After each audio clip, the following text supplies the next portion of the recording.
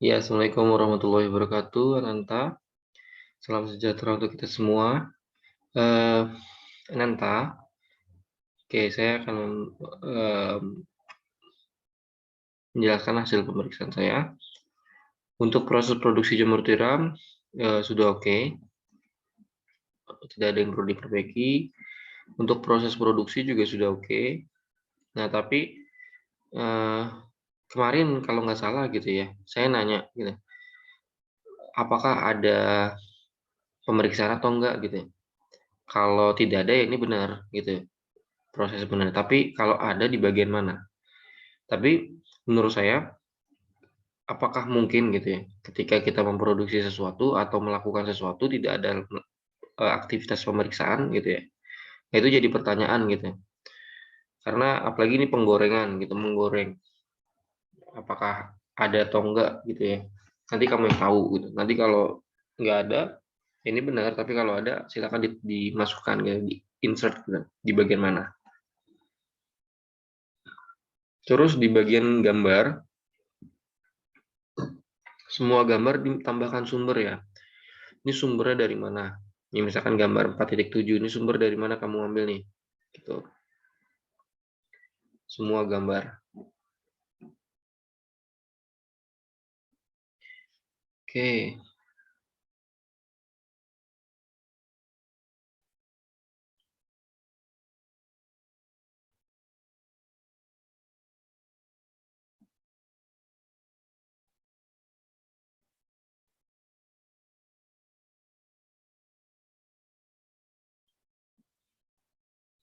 Nah, ini mungkin jadi proses pemeriksaan nih dalam proses pembungkusan. Sebelum proses pembungkusan yaitu adalah proses penirisan minyak gitu. Jadi minyak itu kan apa namanya akan dilakukan penirisan gitu ya.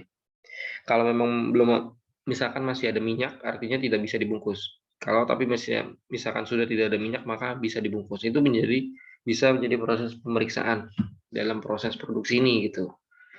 Itu menurut saya seperti itu. Ini typo ya. Nanti typo-typo dicek lagi ya nanti ya. Saya belum ngecek seluruhan. Tata letak. Oke. Ya cukup sih. Untuk pembahasan cukup. Nah ini mungkin ini sih. Eh, Kan kemarin saya bilang ya. Apa ya? Saya bilang apa ya? Bahwa alur proses produksi itu kan bukan dari penanaman. Bener nggak?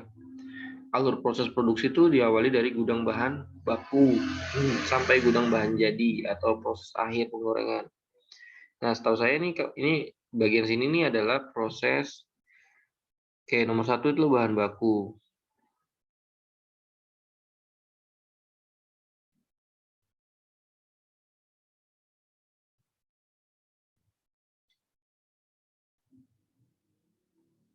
Oh, kok tunggu deh. Ya, Ananta. Nah, ini nanti bisa dikonfirm ke saya via WA.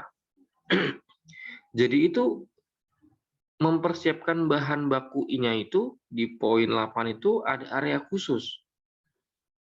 Gitu atau mempersiapkan bahan baku, pencucian jamur, menghaluskan bumbu gitu di satu tempat gitu atau gimana sih? Ini seperti kamu membuat flowchart gitu ya. Dari flowchart yang telah kamu buat sebelumnya tuh dibuat menjadi suatu denah gitu. Jadi mempersiapkan bahan. Jadi gini, kan kamu di sini ada apa namanya pembudidayaan jamur dan juga pengolahan jamur. Nah, hasil pembudidayaan jamur itu disimpannya di mana? Itu pertanyaan saya.